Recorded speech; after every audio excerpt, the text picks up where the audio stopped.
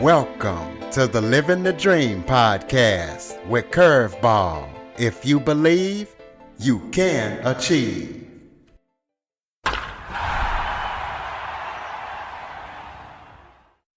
Welcome to the Living the Dream with Curveball podcast, a show where I interview guests that teach, motivate, and inspire. Today, I am joined by Annette. She is a single mom of two. She has degrees in humanities as well as business administration. She is a single mom, and she's been able to raise her kids without any public assistance or child support, as well as travel around the world and the country. And the company that she works at, she's been there for 3 decades, and her goal is to inspire and motivate single moms. So single moms, listen up. Annette's going to be giving some advice on how she does it as a single mom that might can help you. So Annette, thank you so much for joining me. Thank you for having me. I really appreciate it. I'm really humbled by the invitation and thank you so much. I appreciate it. Why don't you start off by telling everybody a little bit about yourself? Okay. Yeah, you pretty much kind of summed it up, but I am a single mom. I am a older single mom. So that's why I'm here to pay it forward to other moms out there that's trying to get it done because I've learned some things along the way as a mom that I wish I knew back then. And I have to say, podcasts are a great channel for moms and others to learn different things that wasn't available to me back when I was raising my kids. So I hope that your audience or who is out there that this is you have these resources are available to you. You don't have to struggle in some areas anymore because with today's technology, you can go out and find the answers, unlike 30 years ago, it wasn't available to me. So that's why I'm here today is to share my story and hopefully someone is inspired and encouraged by my journey and that they can extract some of the things that I share with them and that they can utilize in their own lives. And keeping in mind, it's not a one size fits all, but there are still a lot of similarities of what you may be going through that I've already gone through. So speaking of what you've gone through, talk about some of the challenges that you faced as a single mom. My biggest struggle as a single mom was finances. I just didn't know how to properly manage finances, and again, I think other moms out there are very, going through similar situations. I wish I knew back then that I should have had two accounts, one account for my wants and another account for my needs. I did not receive public assistance. I went in and I turned around and walked out, Curtis, because I seen my mom, you know, be a strong leader in our family, and it's six of us. And with my dad, and her, it would have been eight, right? So a total of eight people. But I saw how she managed our household, and she was not on public assistance. So I felt going in and getting public assistance, it would dishonor her. My mom did not drive. She walked to meet the ladies that she rode to work with. And she did that every day. And I don't remember ever seeing her call off of work. So as a result of what I saw with her is the reason why I say, you know what, I can't do this. I'm not gonna have someone take care of me and my kids. I'm gonna get out here and go for it. I'm an able-bodied person, and it was a struggle. I started off making $5.75 an hour, living in my mom's basement in the back room with two kids. And as a result of that, you know, again, if I knew back then what I know now, what a difference that would have made, because at that time, my financial situation wasn't as if I had my own apartment. So there was opportunity for me to save. There was opportunity for me to better manage my money than I did versus when I moved out, got my apartment, had my car, plus the two kids. It was tight. And thank God for my mom as she was retiring at the time that she was able to help with watching the kids. So that's a blessing in itself, that she was able to say, you know what, I'll watch your kids while you go to work. And so we set up a different type of payment plan, if you will, as far as her caring for my kids. So that was one of the benefits, as far as managing. How my kids were taken care of, back then. But certainly, my mom just she was instrumental in my life and raising my kids, and certainly I paid it forward as I got in position to do better as far as taking care of her. So I would definitely want to share with all single moms out there, if your mom is supporting you and she's not saying, give me this, give me that to watch her grandkids, please take the time out to say thank you. Do something special for her because, again, she's done her part. And for her to come back and say, okay, I'm going to help raise my grandkids too. Please, mom, don't take that for granted. Please, whatever you do, don't take that for granted because it means a lot. Absolutely. Well, not only did you not receive any public assistance, you also got your 2 degrees without any student loans. So talk about that. Okay. Yeah, so I work for a company that offers tuition reimbursement. And so, ladies, if you are looking to get your degree and you're looking for a job, one of the questions you should be asking during the interview is if they offer tuition reimbursement because they will pay for your college education. How do I know? Yes, I have 2 degrees as a result of that benefit of tuition reimbursement. So that's why I don't have any student loan debt.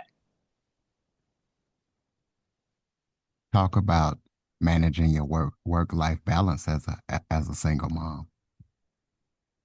Well, work-life balance, again, it was difficult because I had my kids in every sport available. And again, I relied a lot on my mom and other relatives and their grandma to help fill in some of those gaps. I tried to keep a regular 9 to 5 job.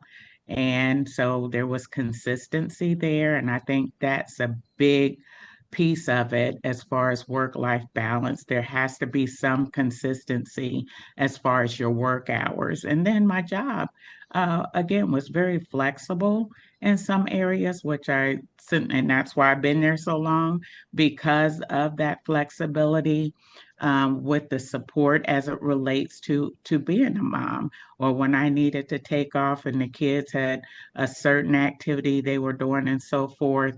That flexibility was there. So that's how I built in work-life balance, is just having that support from my job and just knowing and having an established routine of what needed to happen, as far as the kids going to school every day, different activities. I had to plan for that. Well, you've been with your company for 3 decades, so you've definitely achieved corporate status. So kind of talk about that and anything you want to say about your company and about what you've been able to achieve in the last 30 years. Oh my gosh. Yeah, I have to tell you that the company I work for has just been awesome. They have been absolutely awesome. Not only was I successful in getting my degrees through tuition reimbursement, but I've also been around the world for free. I've also been across this country for free. And that's because of the roles that I've played within the organization that allowed me to do so. And I'm grateful for that because I would have never been able to afford to go around the world, business class, and just have all of those benefits as it relates to just being in different roles. As you mentioned, I've been there, yeah, 3 decades. And as a result of that, it hasn't just been one role I was in. I was in multiple roles and being able to learn different aspects of the business. So really building my skill set and that support from them and building my skill set because I personally am not a very good interviewer. A matter of fact, that is just not my strength. However, I'm a worker. You tell me what you need and when you need it by, and I'm gonna get in there and do it. And along my journey, I was able to really perform and demonstrate a good work ethic. And as a result of that, I've had managers come and tap me on my shoulder and say, I have a job opening soon and I'd like for you to apply for it. And I'm like, really? Me? And even not only that, but I've received several awards that has allowed me to travel on a personal level. Um, with these awards I received, my first trip and my first time ever flying is because I won a trip to Puerto Rico, and it was just wonderful. And my first time flying, so it was scary, but it was the ease of not having to worry about it because they paid for everything. But with the job, I just have such great experience and support from a lot of people that unfortunately are no longer there. For whatever reason, I've had a lot of great mentors, and that's one reason why I started or changed the name to my podcast, Mom to Mentor, is because some of the mentors I've encountered during my career with the company. Okay, well, side question. Go ahead and tell the listeners about that podcast and what they can expect when they listen to it and where they can listen to it. All right. Thank you so much. It is the Mom to Mentor podcast, and the podcast is designed to encourage and motivate young moms, single moms, young moms, and just parenting in general. And you can find this podcast on anywhere you listen to podcasts. And again, it's the Mom to Mentor.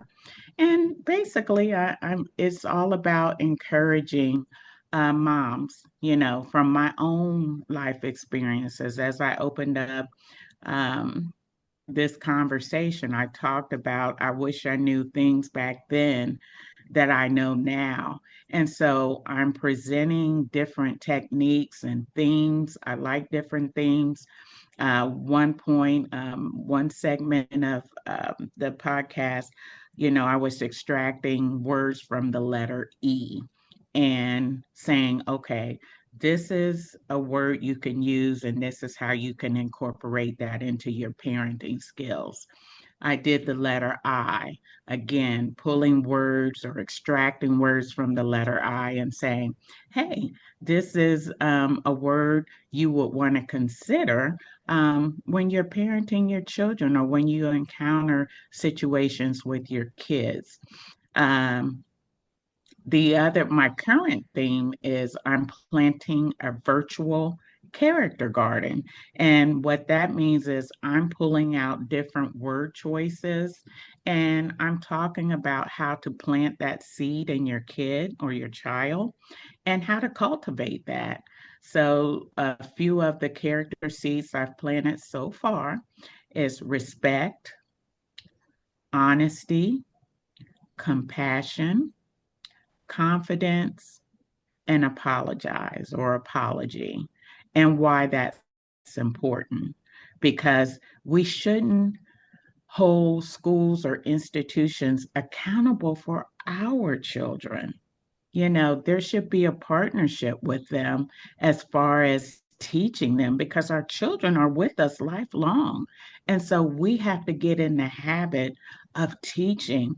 And one thing that I've learned is when I was raising my kids, I was doing more correcting than educating.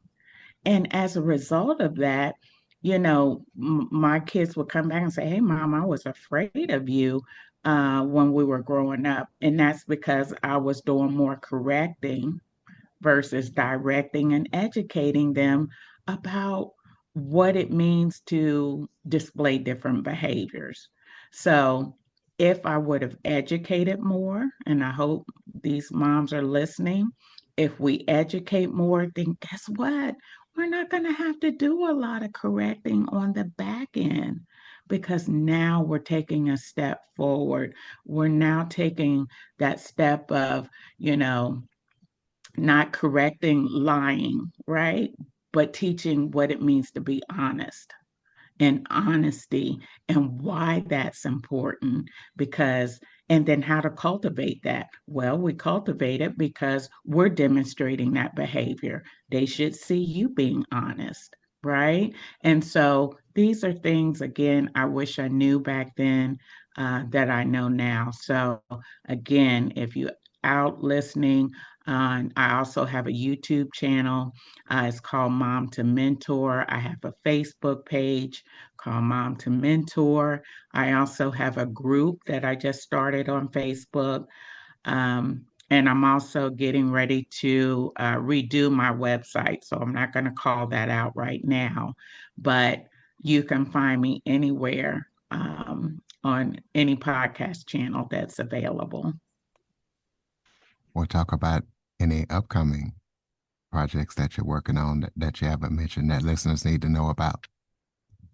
Okay, so again, I'm in the process of revising my website so that it becomes a little more interactive, so that you're just not listening to me, but there will be some things out there that you can do to help with your parenting skills. So I encourage you to stay tuned to these upcoming changes.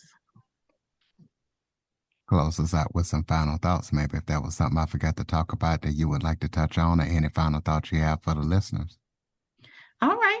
Well, thank you again. One other thing I just want to share with your listeners, I started this podcast 3.5 years ago. I've completed a total of 126 episodes, believe it or not. And as of today, I have over 15,000 downloads. Woo woo. Again, I have my YouTube channel out there that I would encourage you to go out to listen to. I have clips out there, I have full episodes out there. But long story short, um, the podcast is designed to encourage young moms when it comes to parenting and realizing the hard truths that you are going to have some difficult days. Ask me how I know. Ask me how I know. But this podcast is designed to motivate, encourage, and educate you on those areas. And it's specifically on those hard days and how do you handle those hard days? Yeah, because that they're coming. They're coming. And also any other tips you need related to parenting. And You define success. Don't let society define success for you. You define success, what it means to be successful. One of the things that I've learned as far as my definition of success is just being content because, my podcast is not about money, it's not about recognition, but it's about encouragement and motivation. And so, you know, eventually, Curtis, now that you bring this up and invited me to your podcast, I'm hoping to start having folks come on mine as well and tell their story and be more specific about how they've encouraged their children, how they're teaching their children. And so that way we can continue to pay that forward. We can continue to link with one another and encourage each other. And that this is not about competition, but it's about just being unified as parents and being on one accord to make sure our children are successful and succeed in life.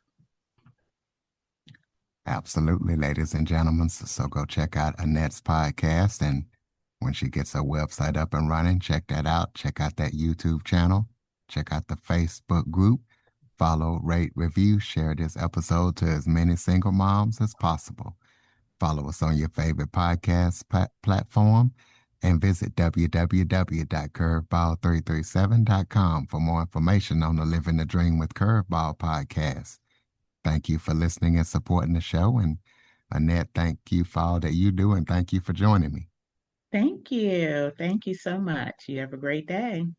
For more information on the Living the Dream with Curveball podcast, visit www.curveball337.com.